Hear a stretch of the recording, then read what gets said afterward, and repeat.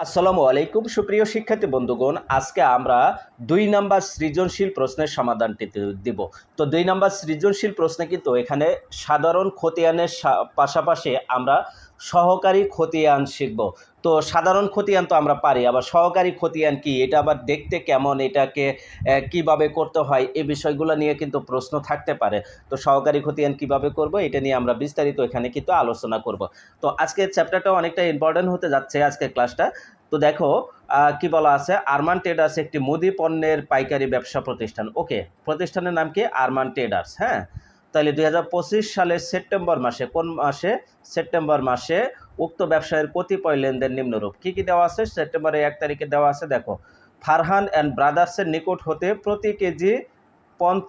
প্রতি 50 কেজির বস্তা। খেয়াল করে দেখো, এই যে প্রতি 50 কেজির বস্তা, একটা বস্তার কোয়ান্টিটি দেওয়া আছে, একটা বস্তাতে কত কেজি চাল আঠে বা ধরে সেটা এখানে বলে দেওয়া আছে, মানে এক বস্তায় 50 কেজি চাল ধরে।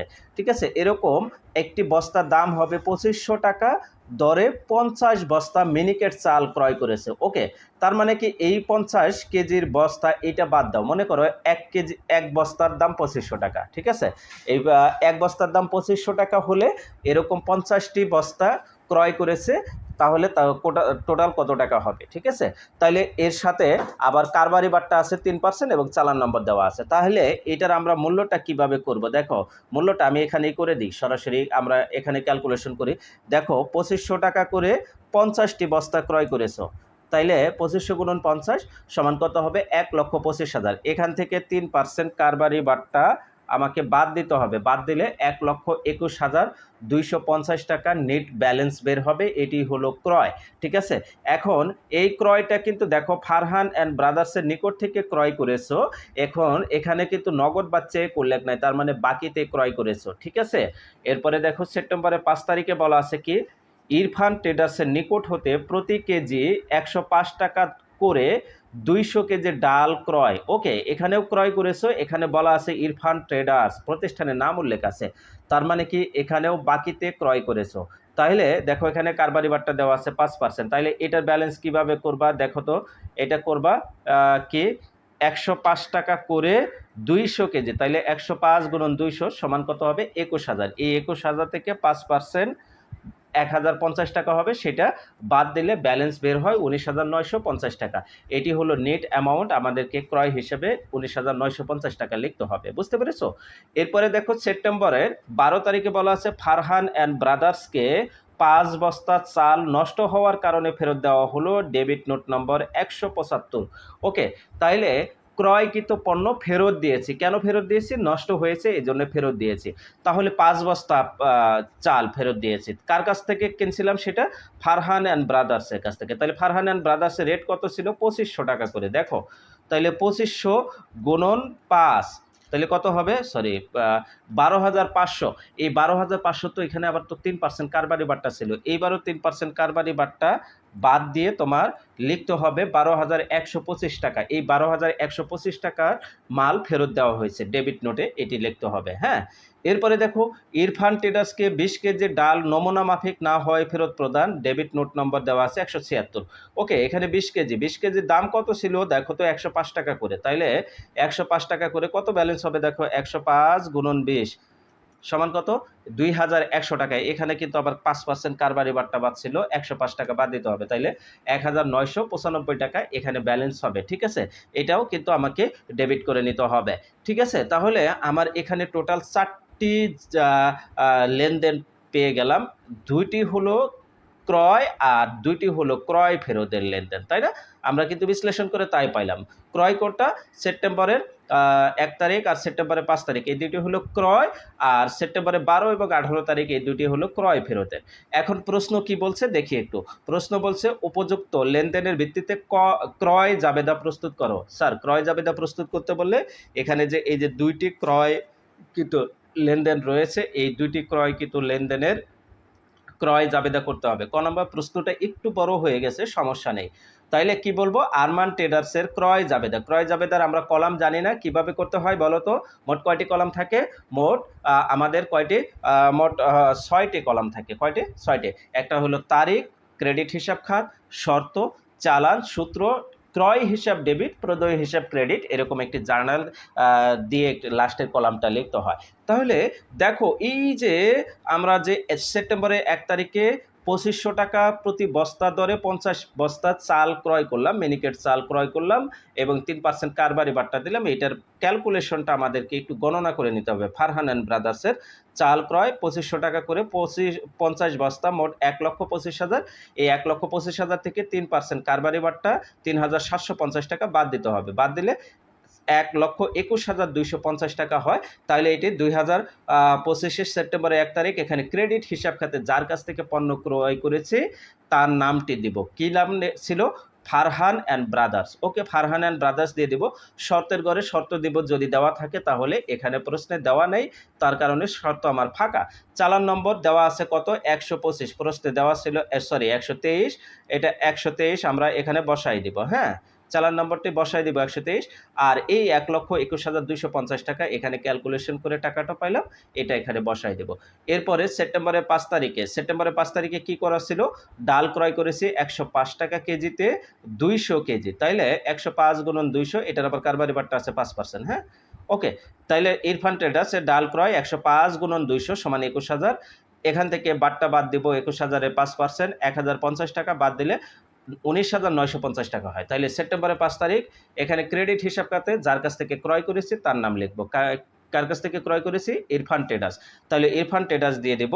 ইরফান ট্রেডার্স এখানে চালান নম্বর 432 প্রশ্নে দেওয়া আছে। হ্যাঁ, 432 দেওয়া আছে। তাহলে এই চালান নম্বরটা আমরা এখানে বসাই দিব, তারপরে 19,950 টাকা এখানে বসাই দেব।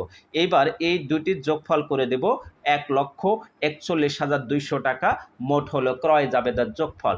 এই ছিল ক নম্বর প্রশ্নের সমাধান। ঠিক আছে, এরপরে আমরা খ নম্বর প্রশ্ন করব।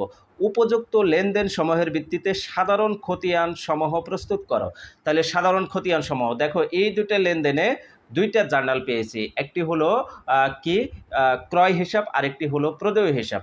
আর এই দুইটা লেনদেনে আরও দুইটি পাবো, সেটি হলো একটি হলো ক্রয় ফেরত, আরেকটি হলো প্রদেয় হিসাব। তাহলে প্রদেয় হিসাব ওখানে একটা, এখানে একটা, দুইটা কমন মিলে গেল। তার মানে কি আমার দুইটা মিলে একটাই করলে হবে। তাহলে ক্রয় হিসাব, প্রদেয় হিসাব আর ক্রয় ফেরত হিসাব, মোট 3টি হিসাব পেয়েছি। এই 3টি হিসাবের নামে আমার খতিয়ানগুলো করতে হবে, সাধারণ খতিয়ান। তো সাধারণ খতিয়ান এখানে যেহেতু প্রশ্নে বলেছে আরমান ট্রেডার্সের সাধারণ খতিয়ান আমরা কোন ছকে করব সেটা কিন্তু উল্লেখ করে বলেনি। তাহলে উল্লেখ করে না বললে আমাদের সুবিধা মতো ছকে আমরা করে নিব। তাইলে আমাদের সুবিধা মতো সবচেয়ে ভালো জনপ্রিয় ছক কোনটি? চলমান জের ছক। কারণ এখানে আমরা ব্যালেন্স বিডিসিডি করতে হয় না, একটু ঝামেলা কম। ঠিক আছে, এই জন্য আমরা চলমান জের ছকে করে নিই। তাহলে দেখো সাধারণ খতিয়ানে ক্রয় হিসাব যখন দিব তখন এইখানে আমরা ক নম্বর প্রশ্নে কিন্তু ক্রয় হিসাবের যোগফল 1,41,200 টাকা, এটা কিন্তু আমরা পেয়েছিলাম। তো আমরা চাইলে আমরা সরাসরি এখানে তারিখে সেপ্টেম্বরের 30 তারিখ একদম শেষ দিনে, মানে সেপ্টেম্বরের শেষ তারিখে তারিখ দিয়ে আমরা এখানে প্রদেয় হিসাব দিয়ে 1,41,200 টাকা লিখে দিতে পারতাম। কিন্তু না চাইলেও তুমি ইন্ডিভিজুয়ালিও দিতে পারো, সমস্যা নেই। হ্যাঁ, ইন্ডিভিজুয়ালিও দিতে পারো। আমি যেটা করেছি, যেমন ফারহান ট্রেডার্স 1 তারিখ, 2 তারিখ, 1 তারিখ আর 5 তারিখের লেনদেনগুলোকে আমি এভাবে দিয়েছি যে 1 তারিখে কি ছিল? ক্রয় হিসাব ডেবিট ছিল, প্রদেয় হিসাব ক্রেডিট ছিল। তাহলে ডেবিট পাশে টাকাটা বসাবো আর বিবরণী ঘরে প্রদেয় হিসাব লিখব 1,21,250 টাকা, মানে 1 তারিখের এই যে ক্যালকুলেশন করে 1,21,250 হয়েছে। এরপরে সেপ্টেম্বরের 5 তারিখে এটা ক্যালকুলেশন করে কত হয়েছে? 19,950। এটাও ডেবিট ঘরেই বসবে, ক্রয় হিসাব ডেবিট। তাইলে ডেবিট ঘরে, বিবরণী ঘরে দেব প্রদেয় হিসাব। ঠিক আছে, দেখো জেরের ঘরে 1,21,250 ডেবিট আছে, তাইলে ডেবিটেই জের বসাবো। তারপরে 19,950 টাকা, এটা ডেবিট পাশ থেকে আসছে, তার মানে একই পাশ থেকে আসছে। একই পাশ থেকে আসলে কি হবে? যোগ হবে। তাইলে 1,21,250-এর সাথে 19,950 যোগ করলে 1,41,200 টাকা হবে। এটি হলো ক্রয় হিসাবের জের, আমাদের ক্রয় হিসাব শেষ। এরপর আসো প্রদেয় হিসাব। প্রদেয় হিসাবটা এখানে যে দুইটা আসছে এই দুইটার বিপরীত হিসাব। ঠিক আছে, সেপ্টেম্বরের 1 তারিখে কি ছিল? প্রদেয় হিসাব ক্রেডিট ছিল, ক্রয় হিসাব ডেবিট ছিল, তাই না? তাইলে ক্রেডিট পাশে টাকা বসাবো, এখানে বিবরণী ঘরে ক্রয় হিসাব লিখবো। সেপ্টেম্বরের 5 তারিখেও তাই করব। দেখো জেরটা, এটা প্রথমটা ছিল ক্রেডিট, তাহলে ক্রেডিট ঘরে জের বসাবো 1,21,250। তারপরে পরেরটা আসছে ক্রেডিট থেকে, আবার সেম একই পাশে আসলে যোগ হবে, তাহলে 1,21,250-এর সাথে 19,950 যোগ করব, 1,41,240 হবে। এরপরে দেখো 12 তারিখের লেনদেনটা দেখো, 5 বস্তা চাল ফেরত দিয়েছি, এটা কাকে ফেরত দিয়েছি? ফারহান অ্যান্ড ব্রাদার্সকে, মানে প্রদয়ী হিসাবকে, তাই না? তাইলে এই যে 5 বস্তা চালের ক্যালকুলেশনটা কেমন হবে আমি কিন্তু করে দিয়েছিলাম। তারপরে আবার দেখো 2500 টাকা করে প্রতি বস্তা ক্রয় করেছিলাম, 2500 গুণন 5 সমান 12,500 টাকা। এটার আবার 3% কারবারি বাট্টা ছিল, তাইলে 3% কারবারি বাট্টা 375 টাকা বাদ দিলে 12,125 টাকা হবে আমার নেট অ্যামাউন্ট। তাইলে এটা জাবেদা হবে প্রদয় হিসাব ডেবিট, ক্রয় ফেরত হিসাব ক্রেডিট। তাইলে ডেবিট, যেহেতু আমি প্রদয় হিসাব করেতেছি, ডেবিট পাশে আমি 12,125 টাকা লিখব, এখানে কি দেব? ক্রয় ফেরত হিসাব দেব। ওকে, এরপরে 18 তারিখেরটাও সেম একই প্রসেসে, এখানে কত আছে? ইরফান ট্রেডার্সকে 105 টাকা দরে 20 কেজি ফেরত দিয়েছো, তাহলে 20 কেজি দাম কত হলো? 2100। এখানে কারবারি বাট্টা ছিল 5%, এটা 105 টাকা বাদ দিলে 1995 টাকা হবে। তাহলে এইটা জাবেদাও ছিল প্রদয় হিসাব ডেবিট, ক্রয় ফেরত ক্রেডিট। তাহলে এখানে ডেবিট পাশে টাকা বসাবো 19,995 টাকা, এখানে ক্রয় ফেরত হিসাব লিখবো। খেয়াল করে দেখো 1,41,200 সাথে 12,125 যদি সমন্বয় করতে যায়, 12,125 হবে ডেবিট পাশের, আর 1,41,000 আছে ক্রেডিট পাশে, তাহলে বিপরীত পাশ হলে বিয়োগ হবে। তাহলে 1,41,200 থেকে 12,125 টাকা বাদ দিলে 1,29,075 টাকা হবে। এইবার আবার 1,995 টাকা, এটা আবার ডেবিট পাশ থেকে আসছে, এটাও বাদ দিতে হবে। বাদ দিলে 1,27,080 টাকা হবে প্রদয় হিসাবের জের।